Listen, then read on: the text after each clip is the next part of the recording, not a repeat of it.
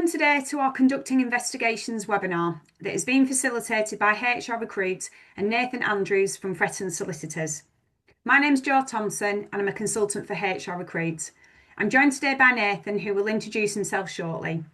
Nathan will be drawing on his professional experiences of conducting complex workplace investigations to share tips and best practice. If you've got any burning questions during the session, then please put them into the chat box facility and we'll cover them at the end. I'm now going to hand you over to Nathan, who will introduce himself and start the webinar. Thank you. Thank you, Joe. Hi, good afternoon, everyone. It's lovely to be here with you today. Some of you may have attended previous sessions that I've delivered with Joe, but it is nice to be back again in the middle of a heat wave. It's very nice and sunny down in Bournemouth, where I'm based. Just by way of introductions, for those of you who may have not encountered me before or met me before, my name's Nathan Andrews. I'm the head of HR services at Fretton's Solicitors. I'm not an employment solicitor, but I am an HR practitioner. I have 20 years service under my belt, specialising in employee relations. My work is very much focused on HR case management, conducting complex workplace investigations and mediation in the workplace. So very much focused on conflict resolution. So that is my skills and my area of expertise. I spend a lot of my professional time working with client organisations and supporting them with conducting complex investigations so that they can make informed decisions around next steps on the conclusion of an investigation, but hopefully they also mitigate risk of claims being brought against them in the employment tribunal. So this is a really interesting topic for lots of people who are handling ER matters on a day-to-day basis. So just to cover with you, hopefully you can see my slides moving, Joe. Thumbs up if you can. Perfect, thank you. So what we're going to cover in today's session is we're going to look at launching an investigation. We will consider HR's role in the investigation process itself. We will then look at how the investigating officer should approach the investigation process from start to finish. We'll talk about suspension during or suspension pending an investigation, I should say. We'll also touch on what happens if the police are involved in a matter that you are investigating, so we'll touch on that. We'll then look at maintaining confidentiality and protecting witness identity if this becomes an issue. We'll talk about holding investigation meetings, lines of questioning at those meetings, and then we'll talk about the investigation report at the end, because the investigation report is the most important aspect, in my opinion, of the whole process. So what we want to do is look at launching an investigation. So some of the things to consider, and these are really important points. So the first point I always discuss is reminding client organisations that not every issue that you will encounter will require a full-blown investigation. So, it might be that you encounter very straightforward matters that can be dealt with relatively informally without the need for a comprehensive investigation. That being said, if you're dealing with a matter that you believe is going to result in some kind of formal procedure where there's going to be a sanction imposed, then you should conduct an investigation to establish the facts. So if an employee reports an issue, always first consider what informal options are open to you, unless, of course, you have internal policies or procedures which require you to take specific action. But thereafter, as I said, if you are looking at taking potentially formal action, you should establish facts through a proper investigation so that any steps that you take thereafter are supported by the evidence you've gathered. So if an investigation is required, I always advise that you formulate a detailed investigation plan.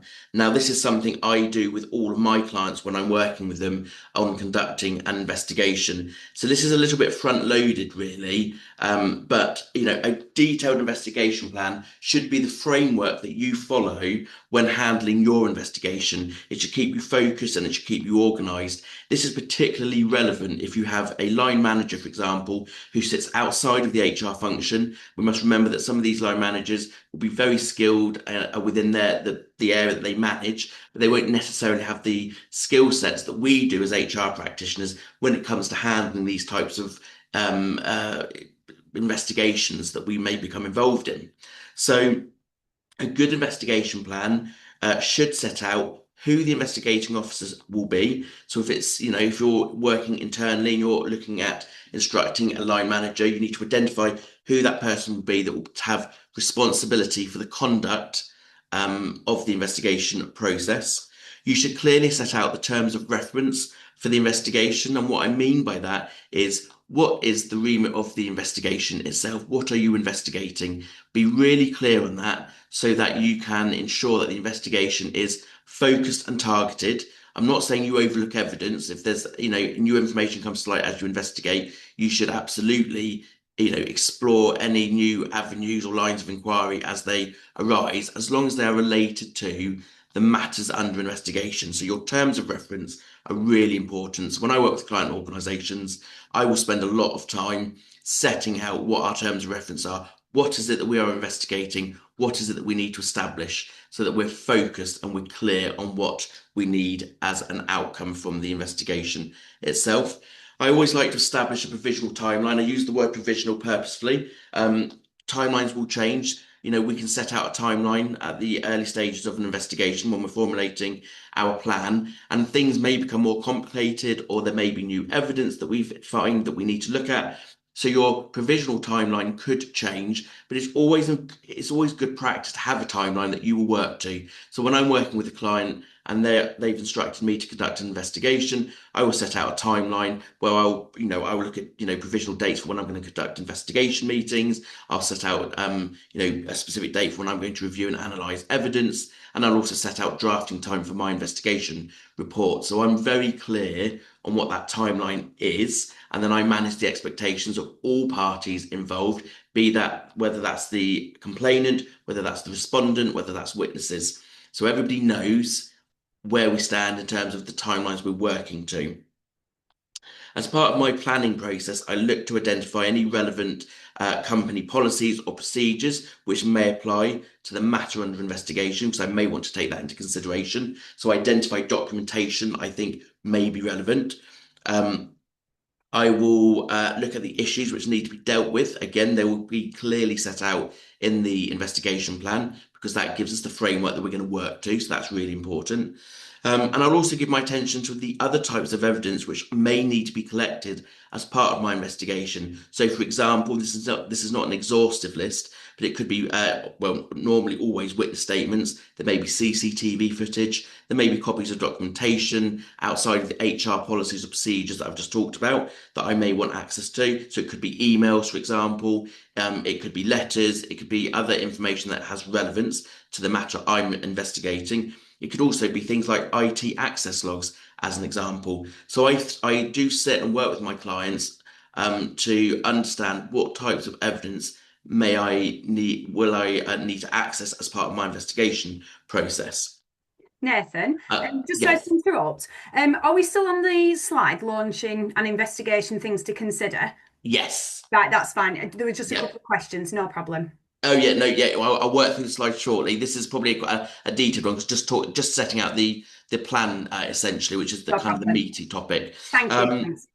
I'll also talk about the people who will need to be interviewed. So in my investigation plan, I will clearly set out the parties that I need to meet with as part of the investigation process. Sometimes that will change and that list will grow and increase, because as I speak to parties, they may identify other witnesses that could add value or share relevant information with me. So I will monitor that list, but essentially at the front end of an investigation, I will look to identify all parties that I need to speak to. I'll take into consideration availability. So for me, because I'm external working with clients, I will ask clients, are any of these individuals on holiday? Do they work part-time? If they do, what are their normal working days? So that when I contact those parties, I know what their availability is likely to be. This won't be so much of an issue if you're an internal HR practitioner handling an investigation for your company. I'll also touch on specific arrangements for the investigation meeting itself. So if there's any adjustments I need to make, if there's any access issues I need to be aware of, that will all be covered off in my own plan. And then I will look at the date the investigation should be completed. So again, goes back to our provisional timeline. We would look at start and end dates, making it clear that these are subject to change, but it gives you a framework to work towards. So that's really important. I always stress that this may seem like an onerous process, but I have seen and had to remedy many investigations that have yielded poor results because there's been insufficient planning. And when we're in-house, and I've been an in-house HR manager, head of HR, I know the pressures that you are facing on a day-to-day basis. And if you within HR are responsible for conducting the investigation, you'll appreciate, what goes into, facilitating a proper, fair, and thorough investigation. But if you're working with line managers and say a line manager is being appointed as the investigating officer, it is working with them and supporting them and helping them to understand that the planning process is really important, and it will mean that everything else that follows will be straightforward. So I just want to touch on HR's role in the investigation process. Now, there is case law that makes it very clear that HR should not be overly involved in an investigation process beyond giving advice on matters of law, process, and procedure. Now, that only applies if HR is adopting a supporting role whereby you have an investigating officer who's been appointed outside of the HR function, so a line manager. Because it's an important point to remember that it's the investigating officer who is responsible for the conduct of that investigation, and it's not for us as HR practitioners to try and apply undue influence. And I'm not suggesting any of you would, but it's just a good point to remember that we shouldn't be applying undue influence to the conduct of the investigation. The remit of our supporting role should be giving advice and guidance to the investigating officer around process and procedure that they should follow to ensure that the integrity of that investigation process is maintained. So I think that is a really important point to consider, and it's something that sometimes I see, certainly when I'm working with client organisations where they're conducting an investigation in-house, HR is supporting, but they might access me for kind of professional support, advice, and guidance. And oftentimes I'll just have to remind HR that actually we need to give the investigating officer, time and space to conduct their investigation and to find, establish the facts around what's taken place and to reach their own conclusions. That's really important. So, if after this presentation you've got any questions around that, please feel free to reach out to me. But it's a point I always like to touch on. So I want to talk about approaching the investigation process. So for me, a good investigating officer will be thorough and considered in their approach. That may sound obvious, but it's not something I often see when I've got people conducting investigations who sit outside of the HR function. So I think, if you're supporting and advising, it's really important that we advise the investigating officer that they do need to take the time to be considered in their approach to how they conduct the investigation. I always say you shouldn't be adopting a fly by the seat of your pants approach. I think that does damage the integrity of the investigation process and could leave open to challenge. And we certainly shouldn't be doing the bare minimum to get the job done. And I know sometimes when I support line managers who are conducting an investigation, they are under significant pressures with time and commitments and priorities that exist within the workplace. But I always say, look, you need to do the investigation process justice. It needs to be thorough and considered, because ultimately, if you're going to make decisions based on the information that you've gathered as part of that process, you need to take everything into consideration, and that does take time. And I'm happy to talk at the end, maybe if you've got any questions, but I'm happy to talk at the end around kind of how long an investigation process may take me to give you an indicator. We should be, although I always say, we need to be considered when we're conducting an investigation and we need to be focused, we should also be aware that we don't go down rabbit holes. So we need to, and that's where the investigation plan comes in to effect and is really useful, because it should keep you focused. So remember, the investigation process itself should be focused on the matters under investigation, and we shouldn't necessarily look to go down rabbit holes or to cover every eventuality. You're there to establish the facts around what's taken place and to make decisions thereafter. As HR professionals, it is our job, especially if we're commissioning the investigation, to meet with the investigating officer, make it clear to them the extent to which we require them to investigate issues, interview staff members, and essentially test the evidence they find. So we need to, if we're adopting a supportive role, from my perspective, it is our job to give them the advice and guidance around our expectations when we're asking someone to conduct an investigation on our behalf. We need to make sure that the investigating officer is clear that a focused investigation is thorough. So that's really important. And I know this is slightly repetitive, but if you've got somebody outside of the HR function doing this piece of work for you, really sit with them and say, look, we need a thorough piece of work. We're happy to support you, but you've got to essentially investigate the matters and provide detailed information so that we're clear what we need to do next. Now, you'll hear me talk a lot about the investigation process needing to be reasonable in all of the circumstances. And what I mean by that is, in terms of a reasonable investigation, is that we should inform the employee that an investigation is taking place. We should adopt a reasonable time frame. So we should try and work to get the investigation completed as quickly as possible, but not so quickly that we damage the integrity of the process we follow. So, investigations, especially when they're complex matters, they do take time, but we need to be able to demonstrate that we're working through the process as quickly as we reasonably can. We should follow internal procedures where necessary, particularly if you have any contractual policies or procedures that you must follow. That's an important point to remember. If you've got a contractual disciplinary procedure, for example, that sets out a particular framework for an investigation, make sure you follow that. Hopefully your disciplinary procedures won't be contractual, but I have a number of clients whose policies are. So that's an important point to consider. And as I say, it is about establishing facts, avoiding any biases, and being mindful of confidentiality throughout the process. So during the investigation process, it may be that you consider suspension being appropriate, and it could be that you decide at the outset that suspension is appropriate given the circumstances of the matter that you're investigating.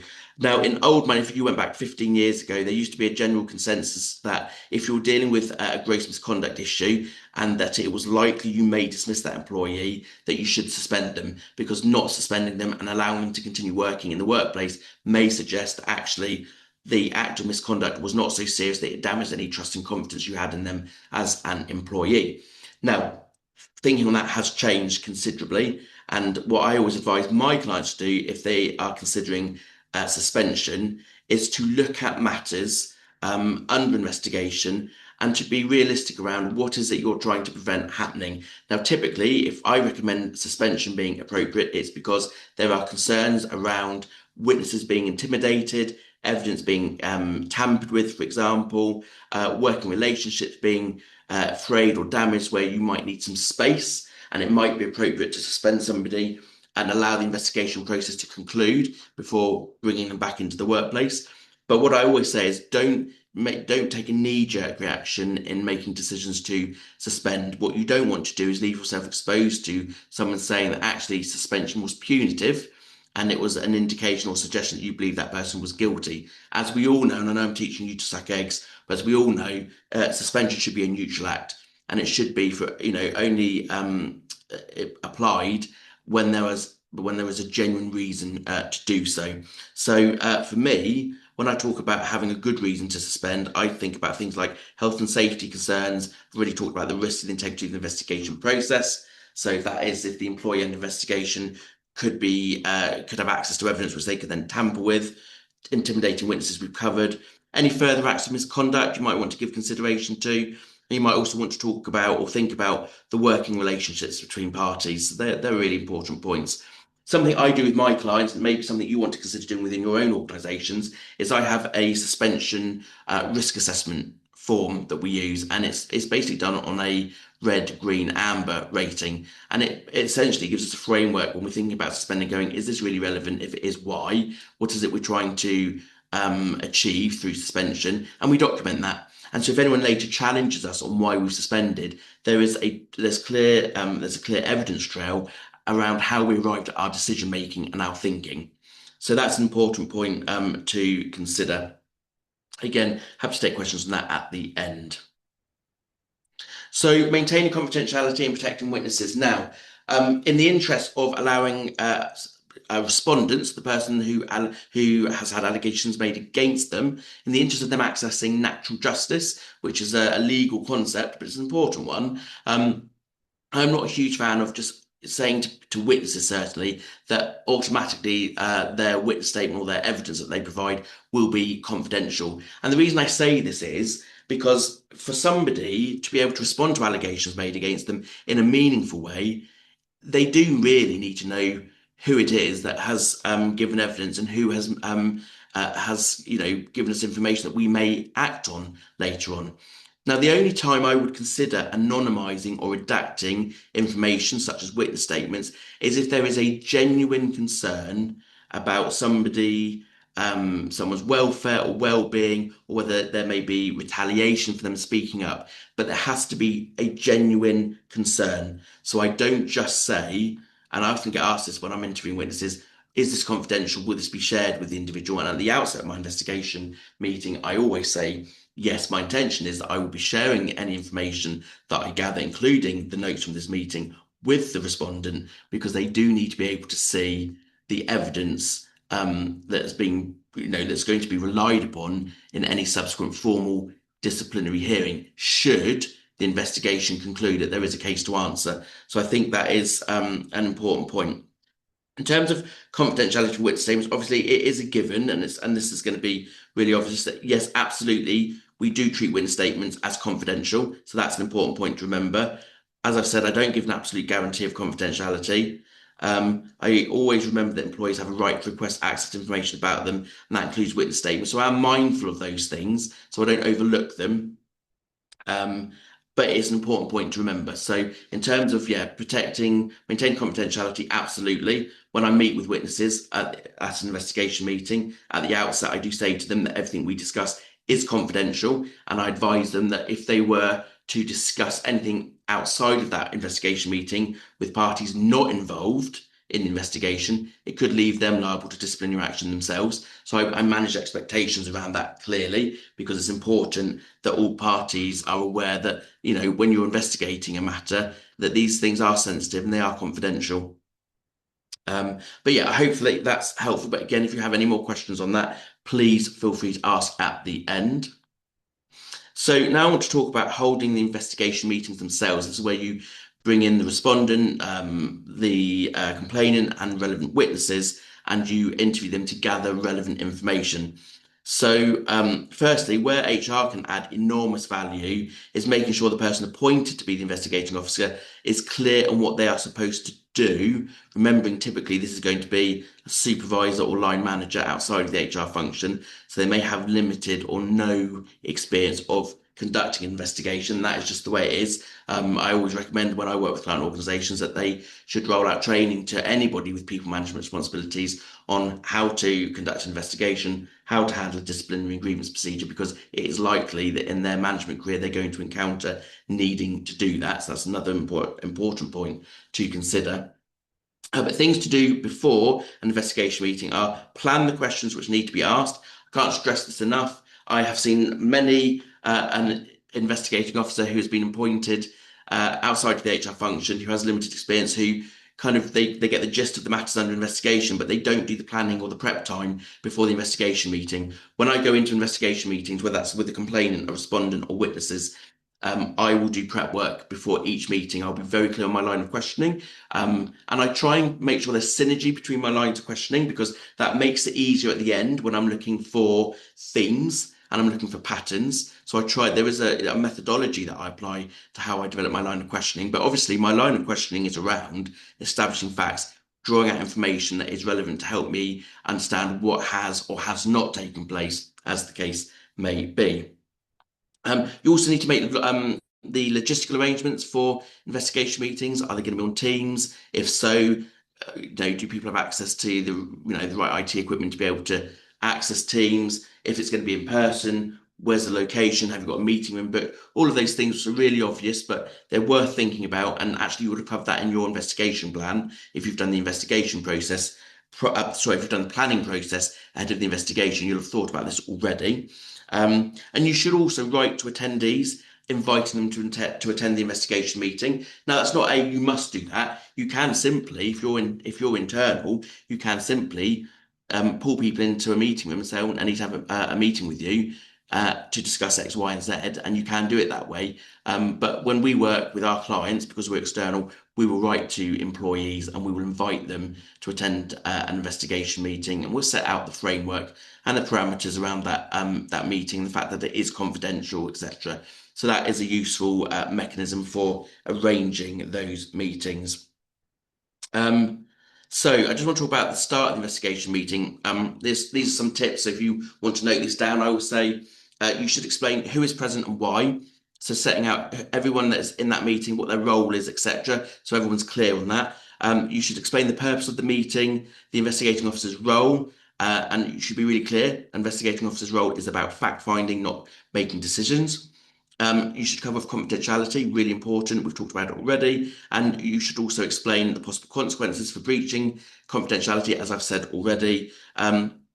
You should also explain who will see the notes or a statement from that meeting, and you should also explain that the notes from the meeting will be used in the investigation report. So again, it's managing expectations at the front end. During the investigation meeting, questions should be asked which are focused on getting facts. Already touched on that. You should probe, but not in an aggressive or adversarial way. I think that's really important. If you go in with an aggressive manner, you're going to limit the quality of the information that you get out of that meeting potentially, because it could intimidate parties being interviewed. So that's an important point to remember. If the attendee refuses to answer questions, make note that I can't force people to answer questions. But if someone says I'm not prepared to answer that, I will ask, why is that? Can you explain to me why?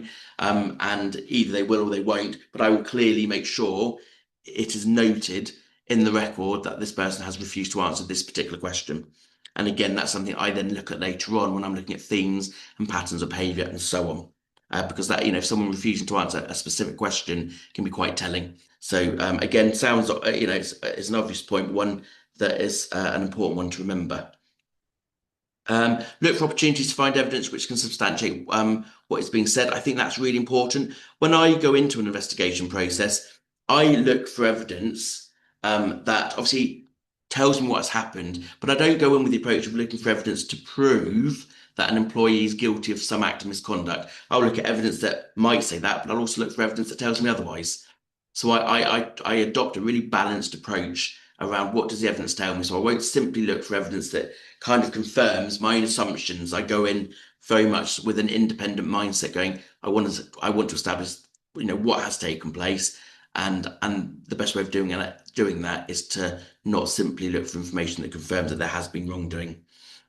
Just to touch on the end of the meeting, I always recommend you ask the attendee if they have anything to add or that they feel is important to mention, so you can capture that at the end as a mop-up. You should also ask if there are any other people that person feels should be interviewed as part of the process. Again, can be really helpful. Explain that you may need to arrange a follow-up investigation meeting if there are further questions that you need to ask, and that again manages expectations. And also explain that that the individual will receive a copy of the notes from that meeting for them to approve. Before I move on, I quickly want to touch on recording of meetings. This is often a topic I get asked lots of questions about. So in my work, I record meetings. I make sure that I inform all parties attending that meeting that the meeting will be recorded. I explain that the purpose of the recording is to aid good note taking. I don't rely on handwritten notes anymore. Many years ago, I did. We would, as I'm sure many of you have done, and you may still do, we would sit in disciplinary hearings and take notes by hand. Then you would type them up, and then you would go through the process of trying to get them agreed. And there'll be something that you've not captured, or there's something that might be misinterpreted, and so on. And so what I found probably about 6 years ago is, recording meetings is probably a far more effective way of capturing an accurate record of what is said. So I record my meetings, the recordings at the end of the investigation process. Once I've interviewed everyone that I need to interview, they all get bundled together, sent off to a transcriber. They come back to me within 24 hours.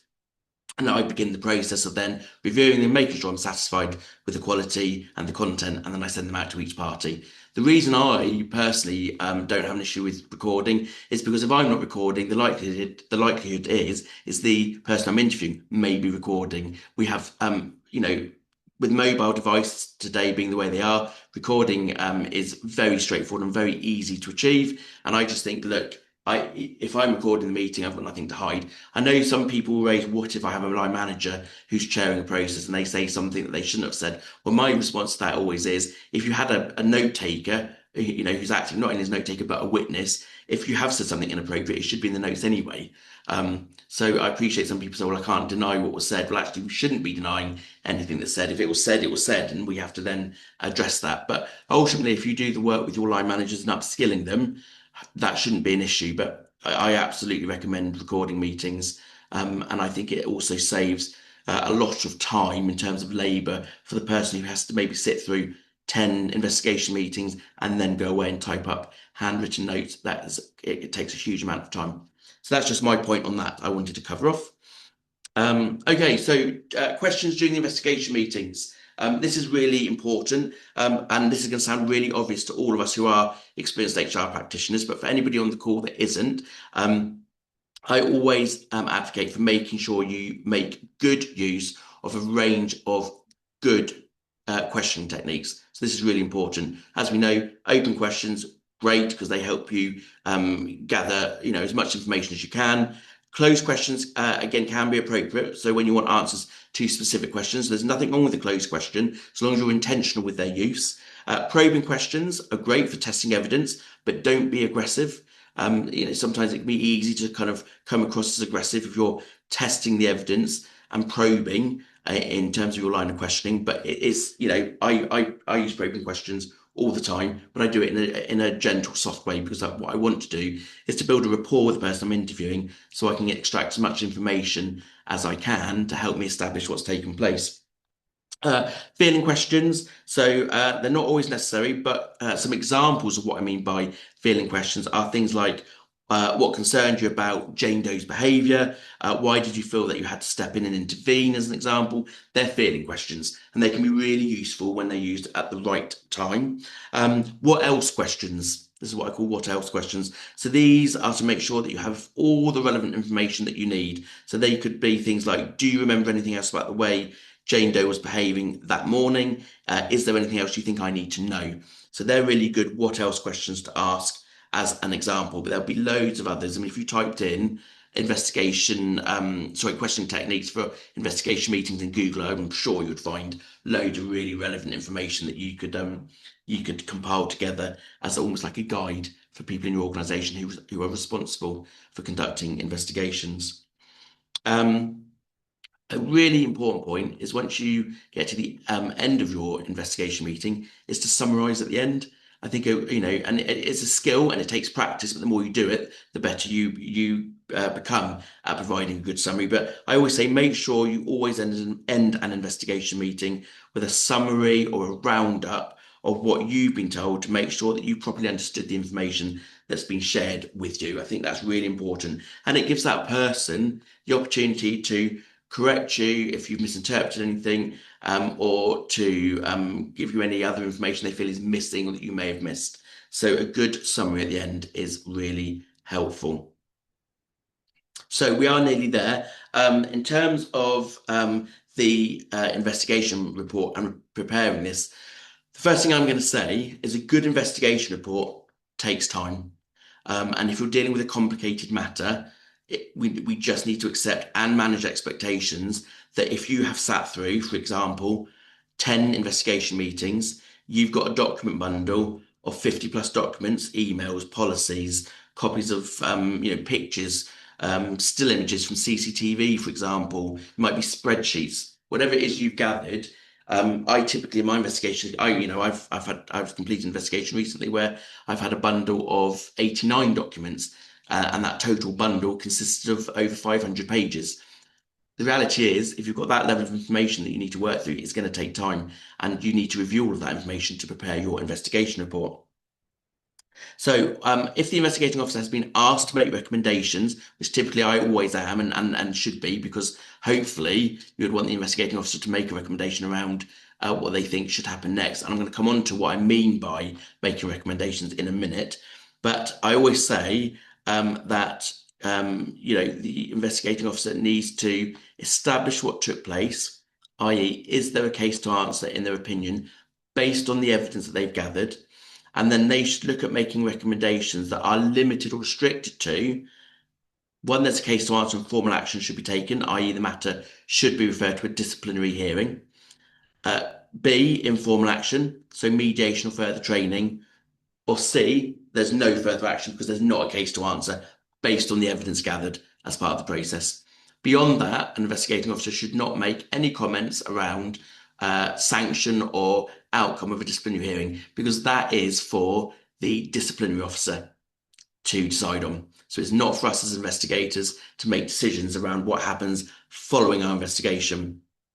Now, I'm not going to go into it in huge amounts of detail just because in the interest of time, and I want to allow time for questions, but I just want to touch on the investigation report itself because these documents are really important. If you find that a claim has been brought to the employment tribunal following a formal process, the investigation report is likely to be included in the bundle, and it's going to be scrutinised and looked at by an employment judge and a barrister representing a claimant, for example. So it's really important that the work is done to make sure that this investigation outcome report is of a really good standard, where you can demonstrate that you have, within reason, looked at all the information that you've gathered and you've made decisions based on facts, not opinions or biases. So some tips from ACAS. I'm going to reference tips from ACAS around compiling an investigation report.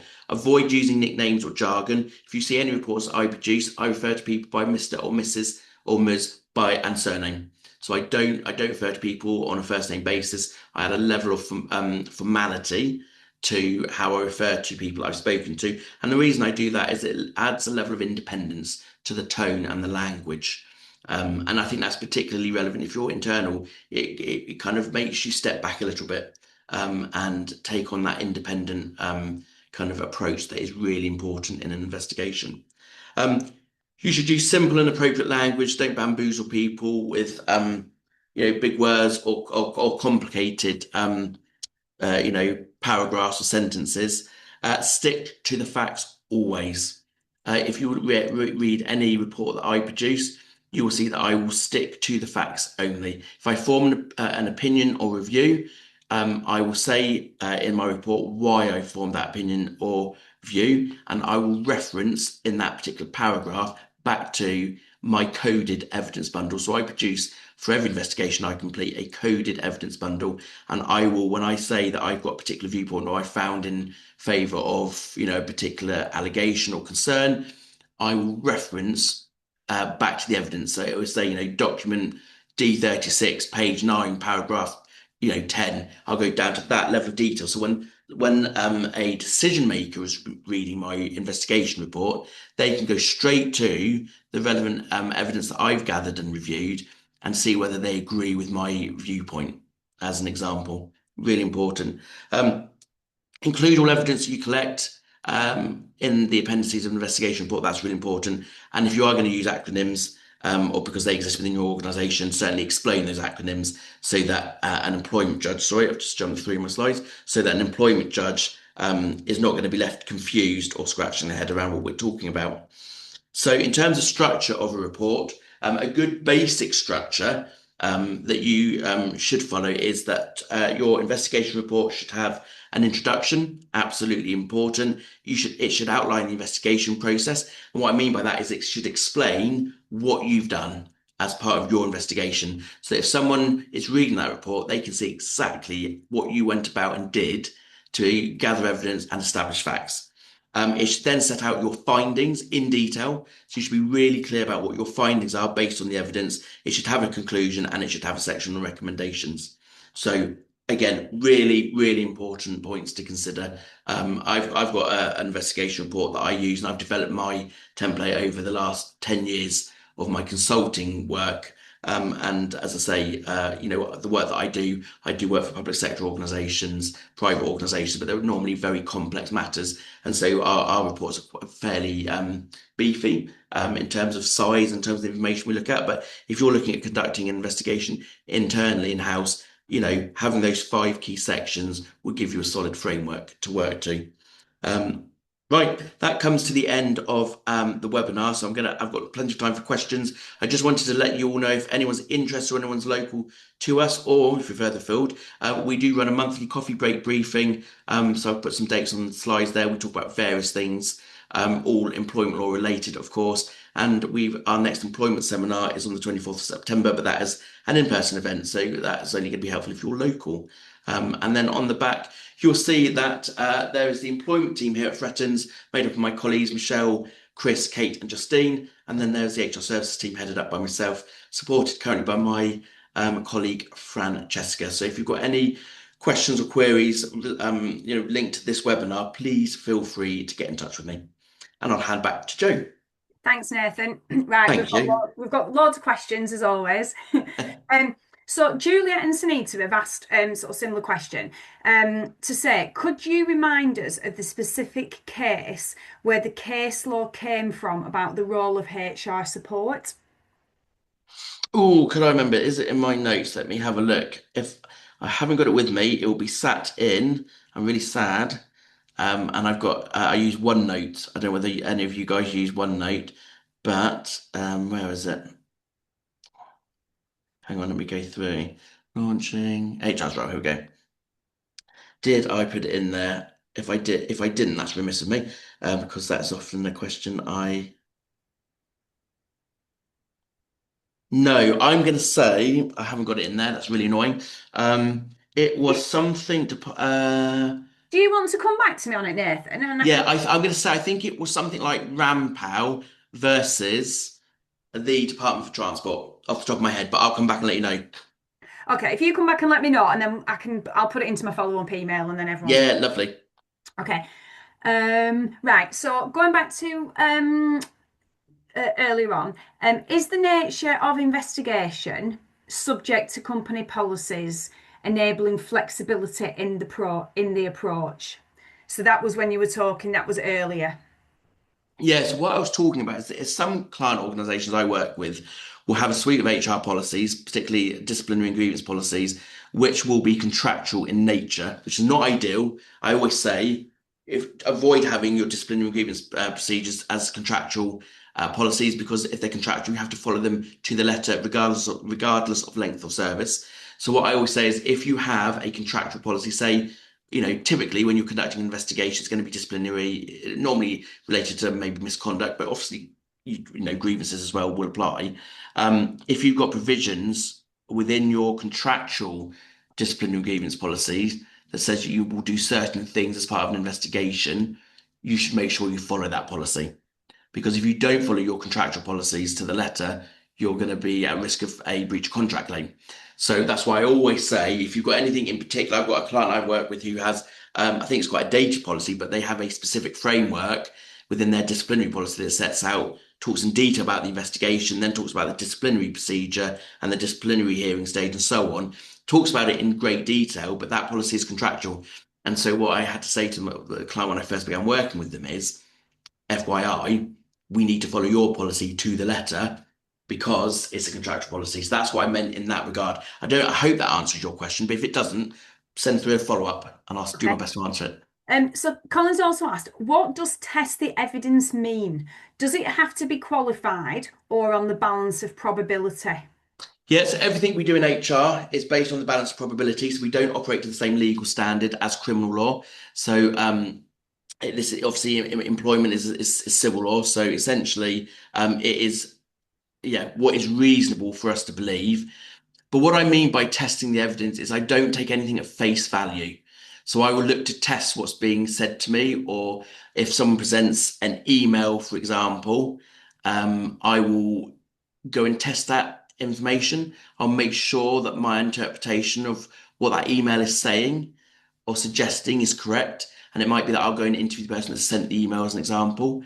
So what I mean by testing the evidence is not just accepting or taking it at face value. It's stepping back and looking at it and going, right, what is that telling me? And actually, is that reliable? Is it reasonable for me to accept that that is, a truthful account of what took place, or that it's reasonable for me to believe that what is contained in that document or that email is true and reliable. I hope that answers that question. But yeah, for me, testing the evidence is making sure that I don't take it at face value. I look at making sure it is a credible source of information that I can rely on. Okay, thanks, Nathan. Fair's asks, is a suspension checklist mandatory?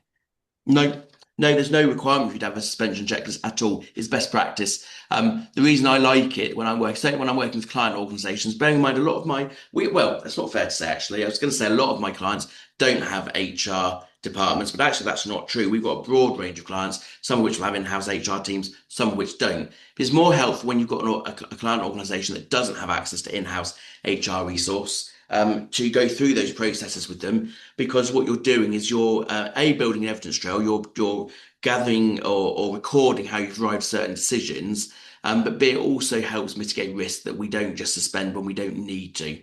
So, for example, I've dealt with a case recently where we were dealing with an allegation of gross misconduct, but actually rather than suspend the employee, what we could do is move them to a different department, as an example, for a short period of time, and that was sufficient.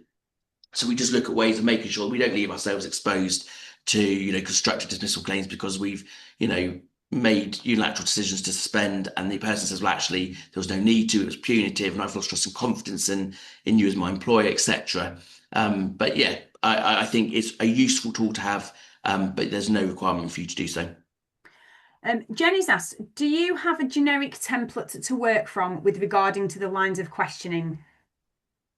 No, every investigation is different. So I formulate my line of questioning based on the information I look at. So, for example, if I'm dealing with a grievance, as an example, normally a grievance, well, when I've had one recently where the grievance letter was probably in excess of 10 pages, I will go through in forensic detail with a grievance letter, and I will break that down into component parts. And what I mean by that is I will look at all the issues that are being raised, and I'll break them down almost as individual allegations.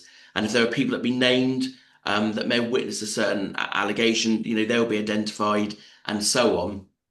But what I do is once I've broken down, say this grievance letter I'm referring to, 10 pages, I then will look at that and go, right, what information do I need to gather? And what questions should I be asking in my investigation meetings that will help me gain that information? So there's no set pro forma that I use or template. And when I set out my line of questioning for each meeting, is simply a bulleted list of questions. So I go in knowing very clearly the information I want to ask. Now, don't get me wrong, I don't necessarily follow that every question in the order that's set out, because sometimes, as the person is responding to one question, they might answer another question that's maybe two or three questions down in my list. And so I may be able to cross that out. But by and large, yeah, I follow my line of questioning, which, as I say, in a bulleted list format.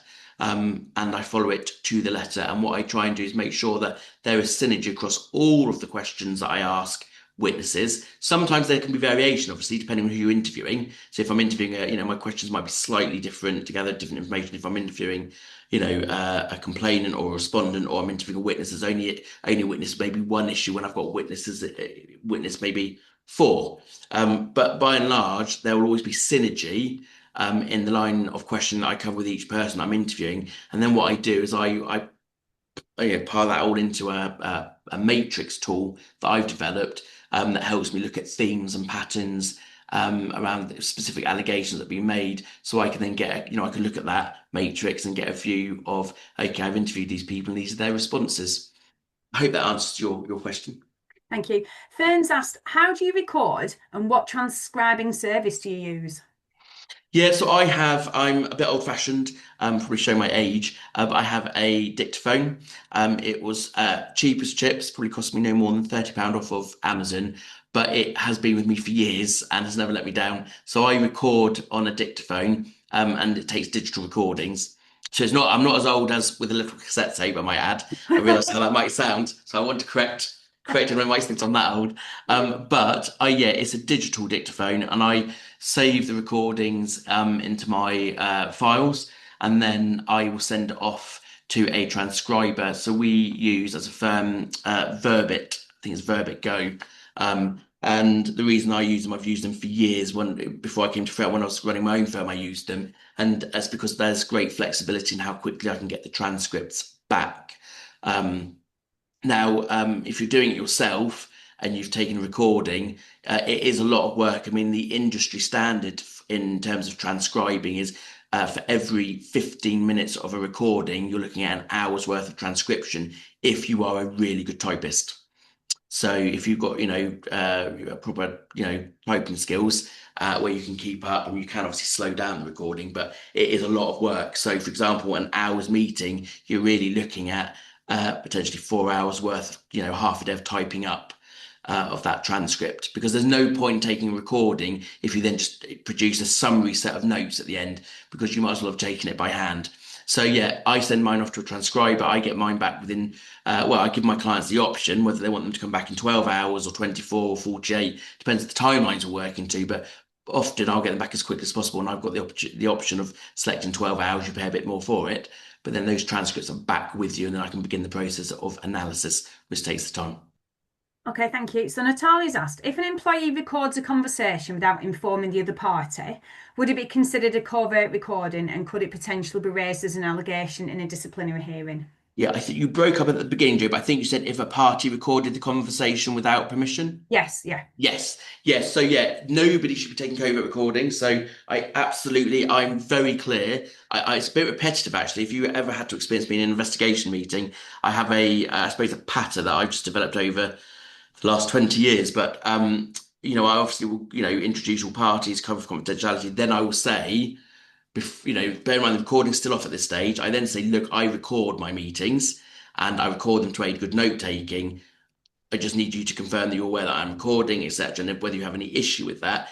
And then I start the recording, and then I repeat it again for the benefit of the recording. But it's the way I do it, and it just means that I'm not launching in at someone straight away saying I want to record.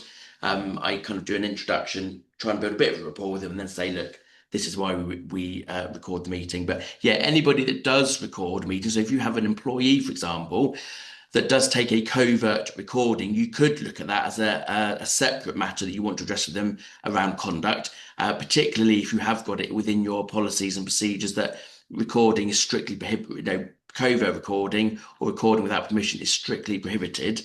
That being said, point to always remember, I'm sure you all know, tribunals have allowed covert recordings to be used as evidence or be relied on as evidence. So that's something to consider.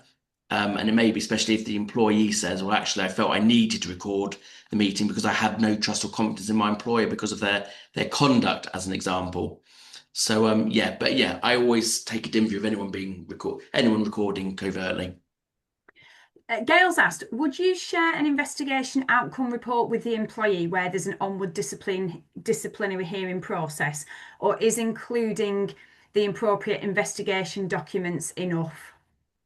No, our investigation reports go to the employee. So if the matter is going to a formal disciplinary hearing, then and you're going to rely on that investigation report, which whether you're doing internal, whether you're using an external provider, if you're going to rely on that as evidence, then it should be made available to the employee. Now, one thing I would say with investigation reports is, as you go about your business of investigating and gathering information, one of the challenges often when you're fact finding is that you gather lots of information and some of that might be confidential that you might not want to share with parties involved. So, and again, I'm just talking about data protection really. So, if there's information that is not relevant for that person to have known names of third parties, etc., it might be that the copy that you would give to the employee is redacted. So, if there's anything sensitive or anything that's been agreed that would be anonymized, for example, you may have to go through the process of redacting the report before you release that to the person concerned. Just a point I want to quickly make on redaction. Oftentimes, what people will do is they'll be in a Word document and they'll go through and to redact, they will highlight a portion of text in Word format and just use the highlight function to make it black. So it's blacked out as if it's being redacted in PDF Adobe. And then they PDF the document and they send it off. It's just a word of warning. When you do it that way, the individual, all they have to do is highlight the document PDF, so the page where you've redacted in Word, and then paste it into Word, and then what's been redacted will be visible because it's not a true redaction. You've just put a color filter over that portion of text in Word. So if you're going to redact and you're going to then submit that to the employee, what I would suggest you do is you redact it properly in a PDF editor, whether that's Adobe or Foxit or whatever it is you use, so that the redaction is permanent. Okay, I'm just going through the other questions, No, Nathan. that's fine. A couple of people have actually confirmed that what you've said about the case law, Ramphal versus Department for Transport. Ramfo, yes. So you were right. A couple of people have said that we haven't mentioned police. Say again, Joe, I missed that. Sorry, that we haven't mentioned the police involvement, i.e., in cases of sort of sexual harassment. Oh, apologies. Yes, I did mean to touch on yes, police. So very quickly, yeah, in terms of police involvement, there's often this viewpoint around if we've got an issue that we're dealing with internally, but it does involve the police, should we wait to conduct our investigation until the police have concluded theirs? And my view is, I mean, you take each case on its own merits, but my view is no. Just because the police might be conducting their own investigation, it doesn't mean that we should hold back from conducting our own. And the reason I say this is it's not necessarily going to be reasonable in the circumstances. A police investigation, is a criminal matter, so they will be working with a very different burden of proof. So that's beyond a reasonable doubt versus us or an employment investigation, which is based on balance of probabilities, i.e., what is reasonable for us to believe. And secondly, a police investigation can take many, many months, and it's not going to be, particularly if you're dealing with a very serious matter, whereby that employee is going to have to be suspended potentially because you need to protect the integrity of the investigation, etc. It's not going to be reasonable for you to keep that employee on suspension on full pay for many, many months. So I dealt with a case about 2 years ago where we proceeded with very serious matter, allegations of paedophilia, and so it's very, very serious. But we didn't wait for police to conclude the investigation because we needed to conclude our own to establish what was reasonable for us to believe because, this was a family-run business and that person could have encountered through their job children, as an example. So we made the decision that actually, no, it's not reasonable for us to wait for the police to conclude their investigation. We need to proceed. We were mindful, of course, not to, step on the toes of the police in their investigation. And we were also mindful that it could be that the police may ask for us to release information from our investigation to them for them to take into consideration. So what I would say is if you are facing a situation where the police are involved, get expert advice. Even now, I will, dip into the employment team here at Threatons if I'm dealing with a complex matter. And I think I just want to risk assess that. So taking legal advice is really helpful. But in terms of police involvement, yeah, you don't need to hold off on concluding or carrying out your investigation. And often it's not reasonable to do so because you need to make decisions about what you're going to do to move forward for all parties concerned. Sunita said we get a lot of whistleblowing reports, and 74% of reporters want to remain anonymous, and so we've no name or details of the reporter. How do you recommend investigations in these circumstances? Well, where the person raising the concerns doesn't want to be identified. Yes. Yeah, I mean, sometimes you'll see companies where they'll have, they'll make available kind of confidential whistleblowing hotlines as an example. And the reality is, you can only investigate the information that's made available to you. So if you get an anonymous, tip off, as it were, for want of a better phrase, that's suggesting that there's some wrongdoing or an issue, a legality issue that's taking place within your organisation, all you can do is investigate what's been raised. You might not be able to access the person that's raised it, but what you should do is you shouldn't let that preclude you from, launching an investigation to establish facts, even if that's more difficult because you don't know the individual concerned. I hope that answers your question. Okay. Sorry, I was just reading through all the other No, don't worry. questions. Okay. So, one of the questions, how would you go about an investigation where an employee has raised an issue, say bullying, and they investigate it, but then the respondent raises a counter allegations against the respondent? Do you tackle this as part of one investigation or run two separate ones? Yeah, I mean that is a complicated situation. It really depends on the circumstances. You have to make a decision, really, that if you've got counter claims, whether it's helpful for you to conduct both investigations concurrently, or whether you need to pause one and investigate the other. Again, what I would say in that regard is take advice. So I always say to clients, yeah, just take advice, sense check it. Just to make sure that you proceed on the right basis, really. So there's never any clear defined answer. What I always say is, in those circumstances, I take a viewpoint at the time. Can I do this concurrently? So am I going to have to speak to the same people? If so, well, fine, I might as well cover off, develop my line of question to cover both issues, or do I need to pause one and focus on the other? But I mean, it's a tricky one because, as you say, you've got a respondent who's now alleging wrongdoing against a complainant. So again, you just need to take that into consideration. But the alternative is that you might get another investigator to investigate the complaints raised by the respondent. So if you feel that actually, and often I might suggest that might be the most logical approach, because if you're involved in investigating the complainant's claims, is your work in that investigation going to cloud your thinking or your judgment concerning the respondent's complaints or concerns? So again, take advice is what I would always advise in those situations. It takes, you can have a 15-minute conversation, then find a way forward. Nathan, we've still got quite a lot of questions to That's go. fine. You I'm still good. all right for a little bit? I know people will start dropping off, so No, don't worry. Elaine has asked if the policies are in a separate handbook, they are not contractual. Do we still need to follow them to the letter? No, if you have got flexibility, if they're not contractual, so you're not breaching your contract, you're not breaching any contractual provisions by not following them to the letter. But that being said, if you have a policy document, you should follow them, because if you don't follow them and kind of unilaterally decide to do something different, you're going to have to justify why you're doing that, and B, it's going to leave you open to challenge on what's the value of those policies if you're not going to follow them as they are set out. So I think that's a really important point. Yeah, if you have policies and procedures, absolutely follow them. I mean, what obviously I always do when I'm working on drafting a suite of policies for clients, particularly in the disciplinary and grievance uh, policies that we work on, is I certainly, well, particularly in the disciplinary policy, I certainly make sure that we have provisions in that policy that allow us to vary the application of the disciplinary policy based on length of service. So, for example, if you've got somebody who's a short-serving employee, less than 2 years service, I state in my policy that we reserve the right to vary the application of this policy and not to follow all of the steps. Because if you've got someone less than 2 years service, you're dealing with misconduct.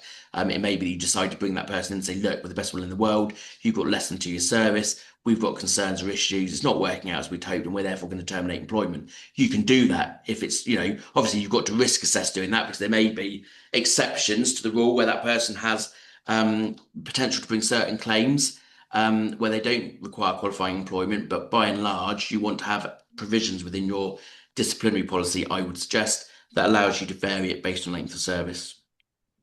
Okay.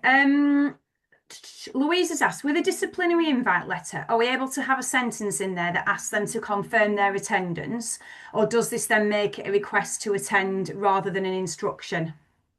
Is that the invite to investigation?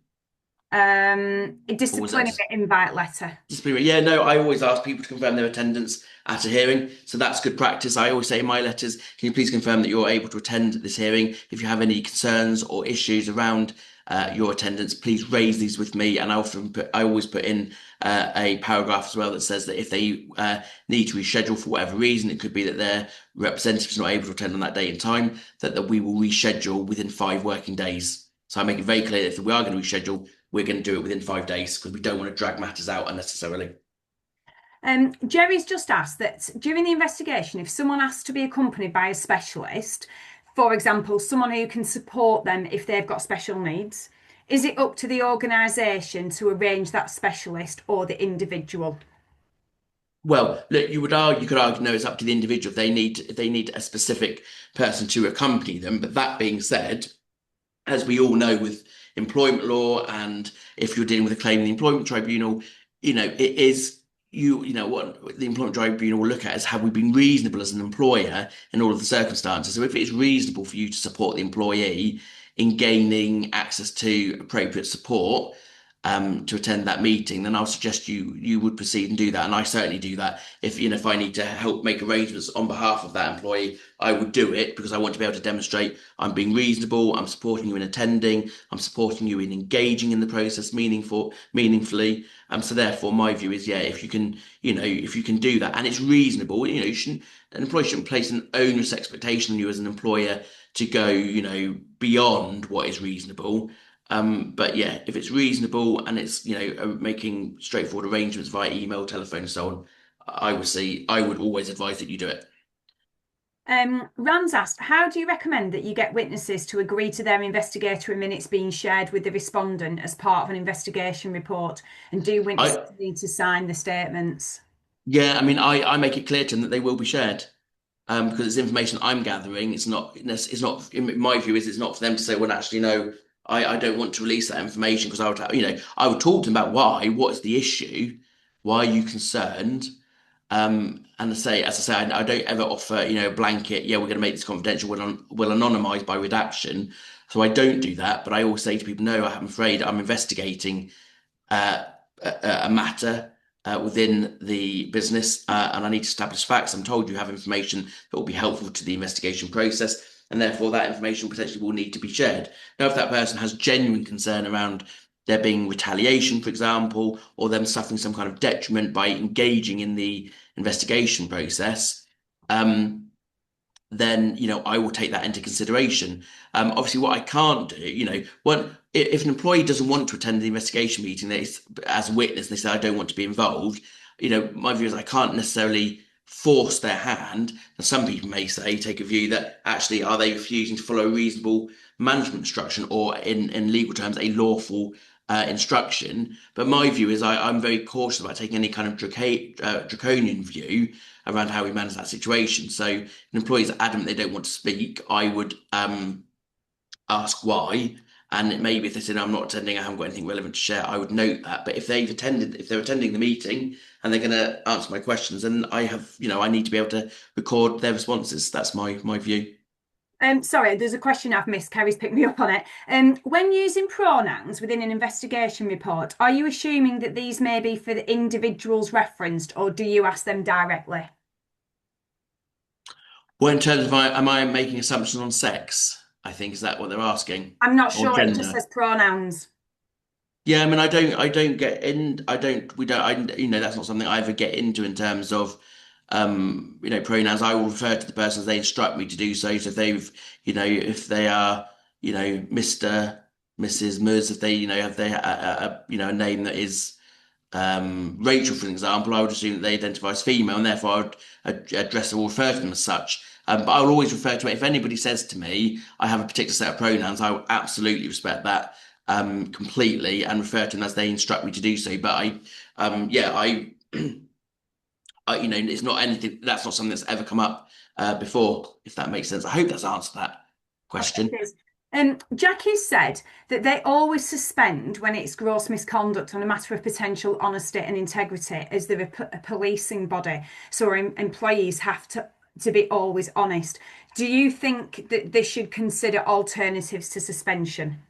Is this a police, or did you say a police It, force? it just says policing body.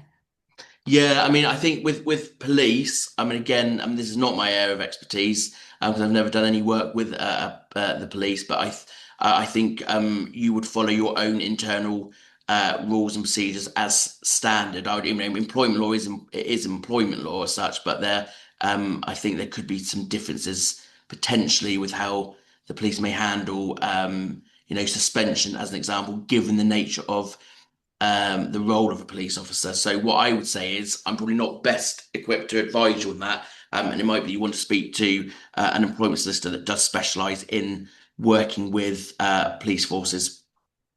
There's just a few more No, names. don't worry, that's fine. Right. Um, Hella has asked if the employee under investigation asked the investigation officer as an adjustment to share the questions and transcript of statement before the meeting with them, will that be reasonable? Run that through me again. So if the investigating officer, Ask the invest Sorry, if the employee under investigation asks the yep. investigation officer as an adjustment to share the questions and transcript of statement before the meeting with them, will that be reasonable? It really depends on the circumstances. It's not something I'm particularly happy about doing. And the reason being is because it gives a person the opportunity to essentially plan their responses. So what you're doing is facilitating the employee potentially getting their story straight rather than you capturing their, real kind of genuine responses to the questions being asked in real time. So my view is no, what I would say is I would say to the individual, I want to meet with you. I'm addressing, if it's allegations of misconduct, for example, I'm addressing allegations or I'm investigating, sorry, allegations of misconduct made against Joe Blogs. And I want to speak to you about those allegations. And the allegations broadly are, and I would just give them a very top line summary. And then I'll say, that is what I want to talk to you about. But I won't give them my specific questions because I don't believe that's reasonable.